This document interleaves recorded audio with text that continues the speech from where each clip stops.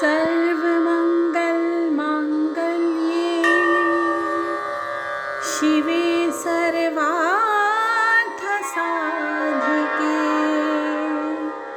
शरण्ये त्र्यम्बके गौरी नारायणी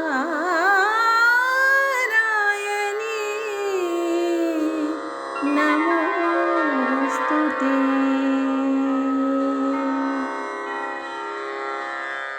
जय माँ दुर्गे, जय माँ अम्बे।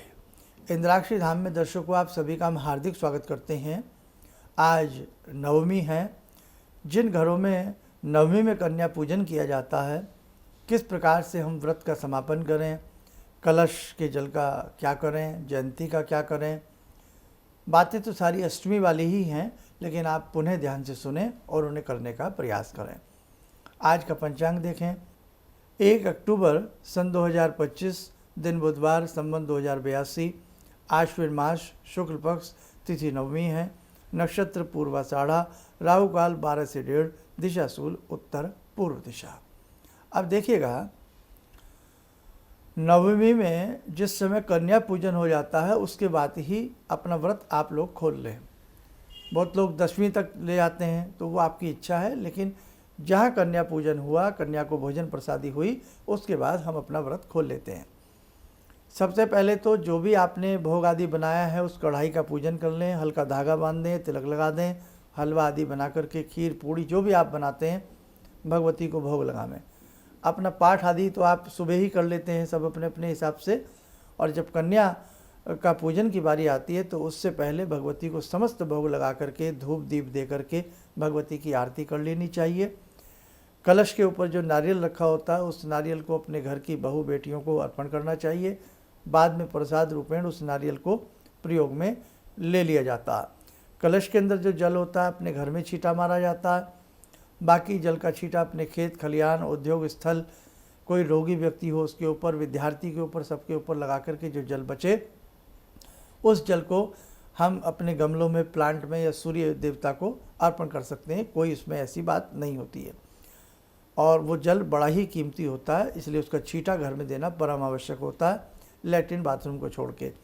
जो जयंती होती है उनको थोड़ा थोड़ा काट लिया जाता है, और जो उसमें दूधिया रंग की जयंती होती है उसके बारे में हमने अलग से वीडियो बना करके बताया था। वो आप हमारा जयंती का क्या किया जाता है उसका सुन लें। दूधिया जयंती बहुत ही भगवती का आशीष होता है। उसको लाल कपड़े में लपेट करके, धूप दीप दे करके हमेशा के लिए अपने गल्ला लोकर तिजोरी में रख लिया जाता है। अब बहुत लोगों को कन्फ्यूज़न होता है कि दूधिया जयंती कैसी होती है।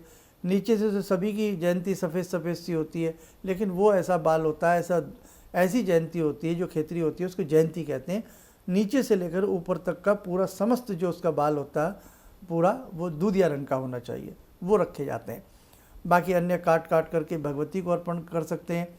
आज नवमी है, भगवान श्री राम को अर्पण करें, और कल दशहरे तक के लिए उसको बचा करके रखा जाता है। थोड़ी थोड़ी जयंती बच्चों की पुस्तक में रखी जाती हैं।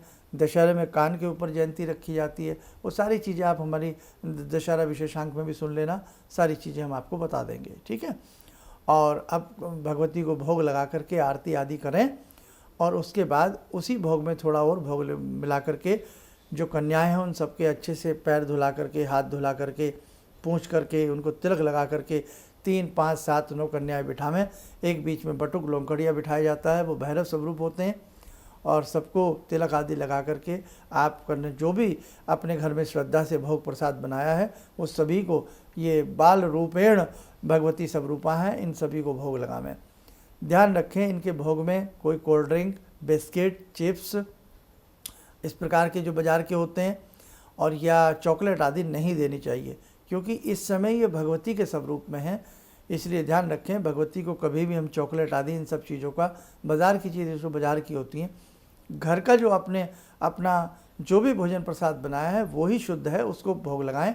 और बाद में आप जब वो उस स्वरूप से निकल करके बाहर आती हैं, जब कन्या रूप में होती हैं, तब आप उनको कोई गिफ्ट, खिलौना, टॉयज़, पुस्तक, पेंसिल, जो भी आप देना चाहें, बिस्किट जो भी आप देना चाहें उनको दीजिएगा। लेकिन पूजा के समय में गरिमा का ध्यान रखें, भोजन की गरिमा का ध्यान रखें। उस समय वो भगवती के स्वरूप में विराजमान है, प्रतिष्ठित हैं, इसलिए बहुत सुंदर तरीके से आस्था और निष्ठा के साथ उनको वो भोजन प्रसाद की व्यवस्था करनी चाहिए। ठीक है।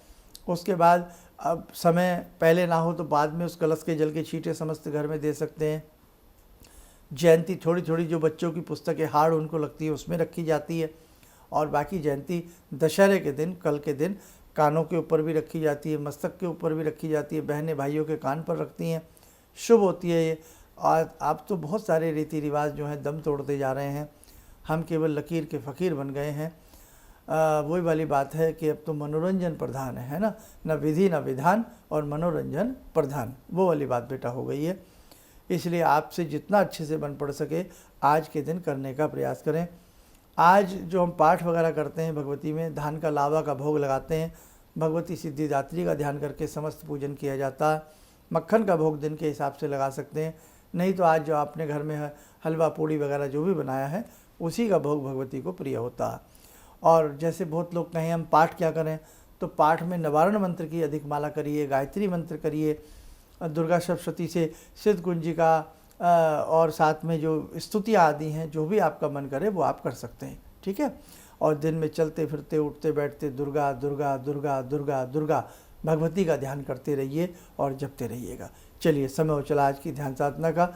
जुड़ते हैं आज की ध्यान साधना में भगवती सिद्धि दात्री से। ॐ सिन्दूरारुण विग्रहां त्रिनयनां माणिक्यमूले स्फुरात् स्तारानायकशेखरं स्मितमुखी बापेन वाक्छोरुवां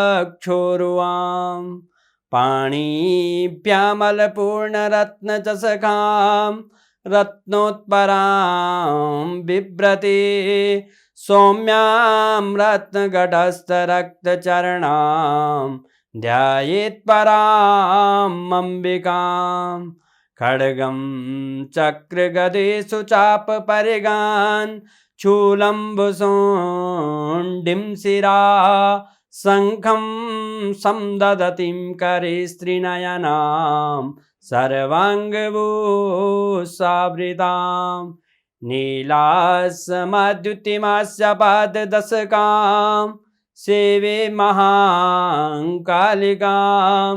यामास्तो स्वपितैहरो कमलजो हन्तुं मधुं कैटवम् विद्युद्दाम समप्रभां मृगपते स्कन्दस्थितां भीषणां कन्या विहकरवालखेटविलसा धस्ताविरासेवितां हस्तैश्चक्रगदाशिखेटविशिखां चापं गुणं तर्जनीं विप्राणामलिलात्मिकां शशिधरां दुर्गां त्रिनेत्रां भजे। कवच बना लें, ध्यान करें, भगवती का शुभ आशीष हम सबके ऊपर बरस रहा है।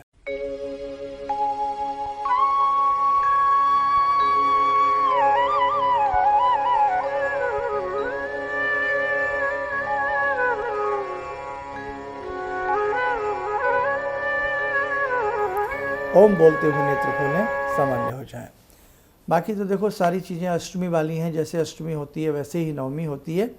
और बहुत लोगों के मन में वहम होता है कि हम व्रत अगले दिन खोलें। नहीं, आज आपने कन्या भोजन कर दिया है, कन्या प्रसाद कर दिया है, कन्या पूजन कर दिया है, तो आज ही अपने व्रत को खोल लें, किसी तरह का कोई वहम नहीं है। कलश के ऊपर जो नारियल रखा गया है वो नारियल प्रसाद के रूप में आप सभी लोग ग्रहण कर सकते हैं, उसमें भी बेटा किसी प्रकार का कोई दोष नहीं होता है ना। छोटी छोटी बातों को लेकर के आज साधक घबरा जाते हैं, और गलती भी नहीं है। आज बहकाने वाले बहुत लोग हैं, आज पता नहीं किस किस प्रकार की दलीलें हमें दे करके डरा दिया जाता है। फूल ऐसा ना बने, नारियल इधर को रखो, उधर को रखो, बहुत सारी बातें। बेटा भाव अच्छे होने चाहिए, फिर आप समझ लेना सब कुछ अच्छा है। अगर आपके भाव अच्छे नहीं हैं तो आप नारियल को इधर से उधर करते रहिए, जोत को देखते रहिए, कुछ नहीं होने वाला। भाव अच्छे हैं तो भगवान आपके सामने है। आपके भाव और आपकी भक्ति ही भगवान तक आपको पहुंचाती है। ध्यान रखना, आपका भोग नहीं, आपके भाव। इसलिए भाव से पूजा करें, श्रद्धा से पूजा करें, निष्ठा से पूजा करें। अपने मंत्र में प्राण डाल दें, आपका मंत्र चैतन्य हो जाएगा। बस अच्छे तरीके से अपने भाव को जगाइए। आने वाले समय में हम और गुप्त से गुप्त रहस्य भरी बातें भगवती से संबंधित आपके संग चर्चा करने वाले हैं। और बहुत साधक हैं जो इंद्राक्षी उपासना स्थल में आकर के विशेष प्रकार की पूजाएं करना चाहते हैं, विशेष प्रकार से पूजन में सम्मिलित होना चाहते हैं। उन सब के लिए भी इसी दिनों में आपको हम कुछ ना कुछ शुभ संदेश जरूर देंगे। चलिएगा, आप सब लोग स्वस्थ रहें, सुखी रहें। इन्हीं शुभकामनाओं के साथ हम अपनी वाणी को विराम देते हैं। जय जय अम्बे। ऑर्डर्स मेरे पास लगभग ना के बराबर थे। मेरी फैक्ट्री लग रहा था कि शायद मुझे बंद करनी पड़ेगी, कोई दूसरा बिजनेस करना पड़ेगा। मैंने नाम बहुत कमा लिया, लेकिन पैसा मेरे पास बिल्कुल नहीं। टीवी में एक छोटा सा मंत्र, अभी तंत्र मंत्र की बात हो रही थी, तांत्रिक मंत्र रहा होगा, मैं इतना अनुभवी नहीं हूँ, मैं इतना ज्ञानी नहीं हूँ। मैंने उस मंत्र को पढ़ा, रविवार के दिन उन्होंने पढ़ने के लिए बताया था।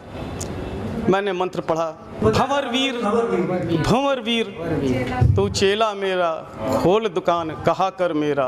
मैंने उन दानों को बिखेरा और आप यकीन नहीं मानेंगे, मेरे दोपहर के समय में ही मेरे पास फ़ोन आने लगे, ऑर्डर्स ऑर्डर्स। आज की तारीख में मैं इतना परेशान हूँ, इतने ऑर्डर्स हैं मेरे पास, लेकिन आज भी मैं परेशान हूँ क्योंकि मैं उन ऑर्डर्स को एग्जीक्यूट नहीं कर सकता। अभी भी मुझे आपकी ही शरण चाहिए। ऑर्डर्स मेरे पास बहुत हैं। किसी भी समस्या के समाधान के लिए मिले प्रसिद्ध हस्तरेखा एवं वास्तु विशेषज्ञ प्रोफेसर धर्मेंद्र शर्मा जी से। नोट: शिविर में भाग लेने हेतु एवं व्यक्तिगत रूप से मिलने के लिए कॉल करने का समय सुबह 10 बजे से शाम 6 बजे तक। हमारे विभिन्न ज्ञानवर्धक कार्यक्रम देखने के लिए आप हमें अभी सब्सक्राइब करें, बेल आइकन को प्रेस करें ताकि आप देख सकें हमारा कार्यक्रम सबसे पहले। और अधिक जानकारी के लिए फेसबुक पेज को लाइक करना न भूलें।